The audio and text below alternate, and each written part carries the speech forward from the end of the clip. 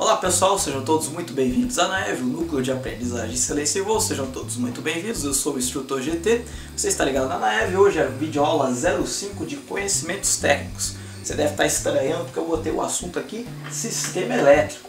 Ah, como assim, GT? Sistema Elétrico na videoaula 05? Pelo meu livro aqui a gente devia estar vendo outro capítulo, tá certo? Você está certo contra isso. O problema é que as pessoas têm muita dificuldade em sistema elétrico, é uma matéria cabeluda para muitas pessoas, e hoje eu decidi furar um pouquinho essa fila e botar ela na nossa frente aqui, para a gente já esclarecendo, tirar a dúvida da galera. Porque de acordo com o livro, o sistema elétrico seria a nossa 17ª videoaula, mas como ia ficar muito longe, eu decidi botar ela aqui na nossa frente, aproveitando hoje, temos a participação especial de um grande amigo meu, lá de Campinas, o Murilo Gomieiro. Murilo, dê um oi pra galera. Fala aí pessoal, beleza? Aê. Hoje estamos aqui aproveitando a participação do meu grande amigo Murilo, que está lá em Campinas. Ele que é um especialista em sistema elétrico, ele vai explicar o porquê. Vamos aproveitar a participação dele hoje justamente para esclarecer de uma vez por todas esse assunto que é muito cabuloso na cabeça de vocês. Então, vou pedir agora para o Murilo para ele dar uma introdução do que ele faz, qual que é a formação dele e para ele orientar vocês aí quanto à formação dele, para vocês verem que ele é top na área que ele faz. Então a gente vai ter uma excelente videoaula. Murilo, por favor. Bom pessoal, como o Guilherme disse aí, meu nome é Murilo Gomieiro, moro aqui em Campinas, nasci aqui em Campinas e sou entusiasta da aviação aí desde sempre. E trabalho com solicitação de manutenção de máquinas industriais, né? E minha formação é até um técnico em eletrônica e recentemente um técnico em eletrotécnica, né? Trabalho na manutenção de máquinas já tem alguns anos também. E sempre na parte elétrica e eletrônica da máquina. E o assunto elétrico, tanto em máquinas como nos aviões, tem muitas similaridades, né? A eletricidade ela é uma só, seja onde ela esteja empregada. Então eu vou estar com o Guilherme aí, ajudando vocês aí, escorrendo pelo capítulo aí para tirar essas dúvidas aí da melhor maneira possível. Como você pode ver, hoje a gente está muito bem amparado na nossa aula. Vamos começar com algumas generalidades, assuntos básicos que vocês têm que entender para que o sistema elétrico fique tranquilo. Eu vou começar falando aqui, daqui a pouco eu peço a participação do Murilo, ele está ali no nosso stand-by ali, daqui a pouco eu requisito ele aí. Vamos começar falando aqui do que é o sistema elétrico. Se a gente pegar qualquer tipo de material e a gente começar a dividir ele, cortar ele no meio, depois corta ele de novo, corta, até a gente não conseguir cortar mais, o que nós teremos? Nós teremos o que dá matéria às coisas, nós teremos os átomos, né? Os átomos são aquelas partículas pequenininhas que você aprendeu lá no seu ensino médio, no seu ensino fundamental, que é o quê? São o que constitui a matéria. Nós temos vários tipos de materiais por aí, cada um são constituídos de átomos, né? Só que os átomos têm as suas propriedades que são invariáveis, ou seja, todos os tipos de materiais, todos os tipos de matéria que tiver esse átomo terão essas constituições iguais. E nós sabemos lá, você aprendeu no seu ensino fundamental, que temos o quê? Temos o próton, que ele possui uma carga positiva, ele tem uma carga positiva. Junto dele nós temos aqui também os nêutrons, que são o quê? Eles não possuem carga, eles são neutros, a carga elétrica deles é considerada neutra. E em volta desses átomos temos na chamada eletrosfera, nós temos o quê? Temos vários elétrons que estão lá orbitando o nosso átomozinho. E como a gente sabe, os elétrons eles possuem carga negativa, eles são carregados negativamente. Então por que a gente tem que saber isso daqui? Porque é uma coisa muito simples de você entender que a eletricidade está baseada nisso aqui. Isso aqui é o que dá origem à eletricidade. O Murilo vai falar melhor disso daqui a pouco. Mas olha só, esses elétrons aqui que ficam circulando na eletrosfera, eles são chamados aqui, alguns elétrons desses aqui são chamados de elétrons livres. Por que eles são chamados de elétrons livres? Porque eles podem saltar de uma eletrosfera para outra eletrosfera. dependendo da situação, das condições, do material que for, qual for o elemento constituinte desse átomo aqui, ele terá propriedades diferentes quanto a saltitagem dele de uma eletrosfera para outra. Mas por que isso é importante a gente saber? Pelo seguinte fato, esses átomos aqui, eles vão estar lá constituindo a matéria bonitinho, e esses elétrons, quando eles saltarem para outra eletrosfera, nós teremos o quê? Quando esse elétron ele salta de uma eletrosfera para outra e depois para outra sucessivamente, neste material nós teremos a chamada uma corrente, porque ele vai saltando, vai saltando, vai saltando até chegar onde tiver esse material condutor. Agora, é importante a gente lembrar que estes elétrons eles constituem as chamadas cargas elétricas. Como eu falei aqui, as cargas elétricas dos elétrons são o quê? Negativas, então elas vão ter algumas propriedades. Eu vou até pedir agora para o Murilo falar um pouquinho sobre as cargas elétricas, ele que é especialista nisso. Murilo, por favor, fale um pouco para a gente sobre as cargas elétricas. Bom, essa introdução excelente que o Guilherme deu aí já deu para dar uma clareada aí no que é a constituição do átomo e a eletricidade em si, né? Então, as cargas elétricas, especialmente o elétron, que dá a eletricidade, que faz a eletricidade de si, né? Ele vai navegar, ele vai sair de cada átomo, ele vai pular de átomo em átomo, constituindo assim a corrente elétrica. Agora, por que ele faz isso, né?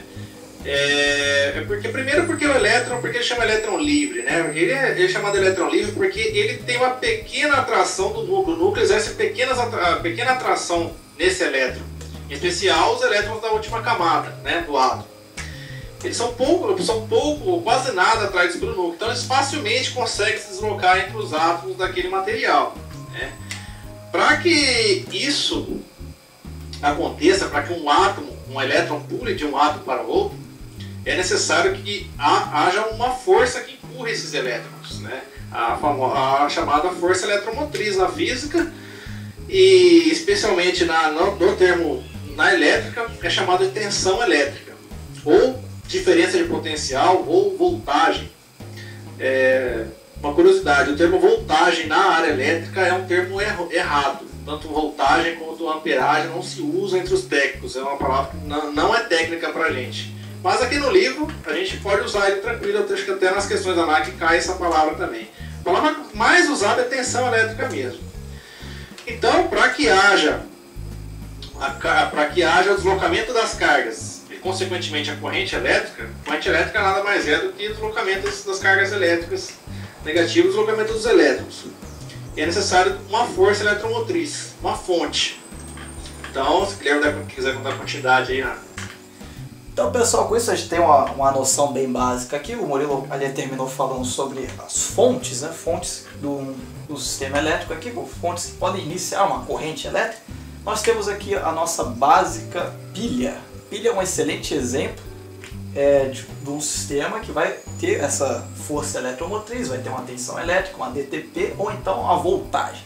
Como o Murilo falou, a voltagem não é o termo técnico correto, mas fique tranquilo a utilizá-lo aqui porque nós estamos com a nossa cabeça voltada para a ANAC. Na ANAC o pessoal fala voltagem, então automaticamente nós podemos falar voltagem também.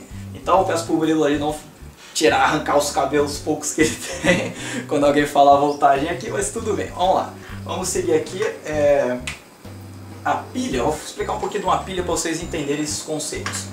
Então, um exemplo de uma fonte aqui da pilha, por exemplo, se a gente tem uma pilha, todo mundo já viu uma pilha na vida, né, gente? Pelo amor de Deus. Você lá que foi trocar a pilha lá do relógio da cozinha, a pilha do controle da TV, você já deve ter notado que nessa pilha existem algumas inscrições, que na parte de cima dela nós temos um sinalzinho de mais e na parte de baixo temos um sinalzinho de menos. E isso nada mais é do que o que nós acabamos de falar aqui, que é exatamente a forma gráfica de se representar o quê? Representar que na parte de cima da pilha nós temos uma grande concentração de cargas positivas. O que são cargas positivas? Nós temos aqui um grande número de quê? De prótons nessa parte de cima. Então nós temos aqui várias bolinhas aqui, ó, com cargas positivas, tá vendo? Tem várias carguinhas positivas aqui em cima da pilha, tá vendo? Polo positivo da pilha. Então o que vai acontecer? Essas cargas aqui positivas, elas não possuem elétrons, elas estão só com a sua carga positiva justamente por só conter prótons e nêutrons. O nêutron, a gente sabe que ele é neutro, então temos aqui só os prótons. E na parte de baixo da pilha, o que nós temos aqui na parte de baixo? Temos muitos elétrons livres com carga o quê? Com carga negativa, correto? Então, como vocês podem ver aqui, pessoal, temos aqui uma grande quantidade aqui de prótons no terminal positivo e um monte de elétrons livres aqui no negativo. E quanto maior for essa proporção de prótons em cima no polo positivo e quanto maior for o número de elétrons aqui no terminal negativo, o que vai criar? Uma diferença de potencial, ou seja, vai ter muito elétron aqui embaixo livres e terão muitos prótons lá em cima. Então, quanto maior for essa proporção, maior vai ser o quê? Maior vai ser a tensão dessa pilha aqui. Então, o que vai acontecer? Essa pilha, essas cargas negativas aqui, elas serão repelidas. A gente sabe que pelas cargas elétricas, negativo repele negativo, positivo repele positivo e positivo atrai negativo. A gente sabe que as cargas iguais elas se repelem e as cargas diferentes elas se atraem. Então o que vai acontecer? Como aqui tem um monte de elétrons aqui, eles vão estar tudo se repelindo. E esses elétrons que vão ser repelidos vão ser atraídos para quem? Para os prótons aqui em cima. Então com isso, o que vai acontecer? A gente vai ter uma força eletromotriz que vai jogar esses elétrons lá para cima, tá vendo? Aí com isso, o que a gente criou aqui? A gente criou uma tensão, aqui existe uma tensão, e essa tensão a gente vai calcular ela, a gente vai medir ela através de vários aparelhos, inclusive o que o pessoal chama o voltímetro, que vai medir o valor dessa tensão. Aí nós temos aqui no exemplo, por exemplo, uma pilha geralmente tem o valor de 1,5 volts. Isso é uma unidade de medida para tensão elétrica. Assim como uma bateria de carro possui 12 volts e por aí por diante. O Murilo pode dar mais alguns valores de alguns equipamentos com suas voltagens, Murilo? Bateria de moto são 6, bateria de caminhão 24 e de algumas aeronaves 48 volts também na bateria, né? São valores padronizados, né? São do mesmo jeito que aqui no Brasil, vai ser em todo lugar do mundo. Então, como a gente está vendo aqui, beleza? A gente já acabou de aprender aqui quais são os conceitos, né? Só que agora a gente tem que saber uma coisa importante, pessoal. Olha só, a gente descobriu que justamente esse diferencial aqui de elétrons na parte inferior da pilha, o terminal negativo, a diferença do prótons para o polo positivo, nós teremos aqui uma DDP, né? Agora, o negócio é o seguinte, a gente não vai conseguir fazer nada, utilizar essa energia que tem aqui nessa pilha, a gente não vai conseguir fazer nada com ela se a gente não conseguir ligar os dois polos, né? Porque sozinhos eles não vão interagir nunca. O ar ele vai isolar os dois polos. Então o que a gente tem que fazer aqui? A gente tem que, através de algum material que tenha na sua composição uma eletrosfera com elétrons livres, justamente para a gente conseguir fazer um material bem condutor de eletricidade, que ele tenha a sua última camada, a sua camada de valência. O que vai acontecer? De alguns materiais, por exemplo, o cobre, a prata, geralmente são o quê? Materiais são materiais metálicos, são o quê? São compostos metálicos, eles têm uma boa condutividade elétrica. Nós vamos falar de condutividade já já. Mas o importante é saber o seguinte, esse material ele tem que ter na sua última camada, na sua camada de valência, uma plenitude de elétrons livres para poder circular esses elétrons daqui de baixo da pilha para a parte de cima. Então, esse fio condutor ele vai ser geralmente empregado com um material que tenha esses elétrons livres disponíveis na sua última camada. Então, geralmente os fios são de cobre e outros componentes metálicos. Então, o que a gente faz? A gente pega e enrola um fiozinho aqui na parte superior da pilha, no terminal positivo dela, e a gente vai ligar a parte de baixo da pilha no seu terminal negativo. Então o que vai acontecer? A gente agora criou uma corrente, porque agora a gente possibilitou que esses elétrons que eles sejam repelidos para o terminal positivo da pilha. Aí, agora que entra uma questãozinha importante que as pessoas se embananam. É o seguinte, essa corrente, a gente mede o valor da corrente justamente com uma unidade que chama ampere. Agora, as pessoas confundem muito isso daí com a tensão, voltagem, enfim.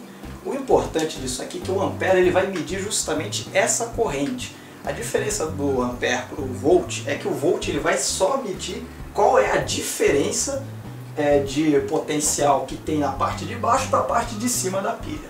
A corrente vai medir justamente esse fluxo de elétrons do terminal negativo para o positivo. Então é quase como se fosse uma unidade de medida para velocidade, entre aspas, de uma forma totalmente informal. A corrente a gente só vai medir como que vai esses elétrons, essa corrente, como que esses elétrons vão se deslocar para o polo positivo, como é que eles serão atraídos para os prótons. Agora eu vou pedir para o Murilo para ele falar um pouquinho mais sobre esses conceitos de condutividade e resistividade elétrica, que ele manja muito bem. Murilo, por favor. Bom, tem uma explicação muito boa do GT aí. Então, basicamente, o que o pessoal confunde bastante aí é os conceitos de tensão e corrente. Então, a tensão elétrica, ou a diferença de potencial, nada mais é do que a medição de quantos elétrons tem a mais, grosseiramente falando, no polo negativo. Então, a tensão elétrica é somente a força ali disponível daquela fonte, quanto ela vai poder fornecer. Agora, para não confundir com corrente, é muito simples. A corrente é o deslocamento efetivo do elétron, saindo do polo, passando pelos condutores, pela carga e voltando pelo outro polo. Então, o pessoal confunde bastante isso. Qual que é a diferença de tensão para corrente? Então, a tensão é isso, é a força que está lá, pronta para acionar uma carga, mas que ainda não está acionada, ela está lá parada. Então, essa é a tensão elétrica. A corrente é quando você tem o circuito.